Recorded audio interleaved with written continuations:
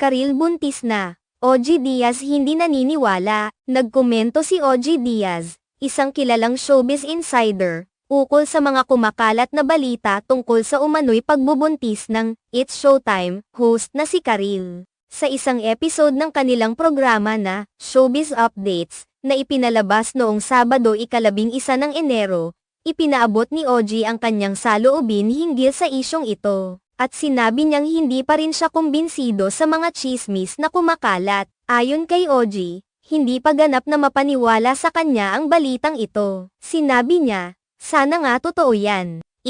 Kaya lang hindi pa ganun ka-reliable. Sa pahayag na ito, ipinahayag ni OG ang kanyang pag-aalinlangan dahil wala pang sapat na ebidensya na magpapatibay sa kumakalat na impormasyon. Kasama ni OG sa episode si Mama Loy, ang kanyang co-host, na nagtanong kung bakit hindi pa raw ito ini-announce ni Karil sa kanilang programang It's Showtime, kung totoong buntis nga siya. Ba't daw hindi ina-announce sa Showtime, kung totoong buntis si Karil? Tanong ni Mama Loy. Bilang sagot, inisip ni OG na maaaring nais lang ni Karil na hindi agad magbigay ng formal na pahayag tungkol sa kanyang pagbubuntis.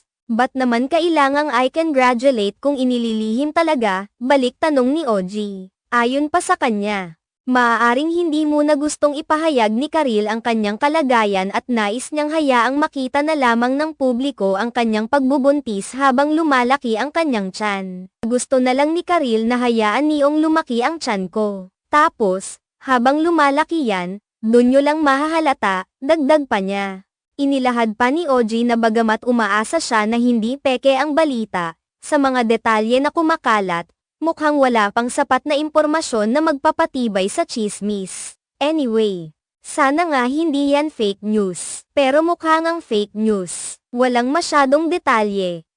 Ani OG, na nagsabi ring mukhang hindi pa ito isang kumpirmadong balita dahil kulang ang mga detalye. Hanggang sa kasalukuyan, wala pang opisyal na anunsyo o pahayag mula kay Karil na nagpapatunay na siya ay buntis. Kaya naman, nagbigay ng payo si OG sa mga tao na huwag agad magtiwala sa mga balita na nakikita nila sa social media, lalo na kung ang mga ito ay hindi galing sa mga pinagkakatiwalaang news sources. Ayon sa kanya, mas mainam na maghintay ng opisyal na anunsyo mula kay Karil o mula sa mga reputable na news outlets bago paniwalaan ang anumang balita. Ito ay isang paalala kay OG na ang mga impormasyon na kumakalat sa social media ay hindi palaging tama o totoo. Kaya't mahalaga na maging mapanuri at mag-ingat sa pagkalat ng mga hindi pa kumpirmadong balita. Ang mga ganitong klase ng tsismis ay madalas mangyari sa showbiz, kung kaya't ang mga celebrity ay laging nasa ilalim ng skrutinyo at madalas na pinag-uusapan ng publiko.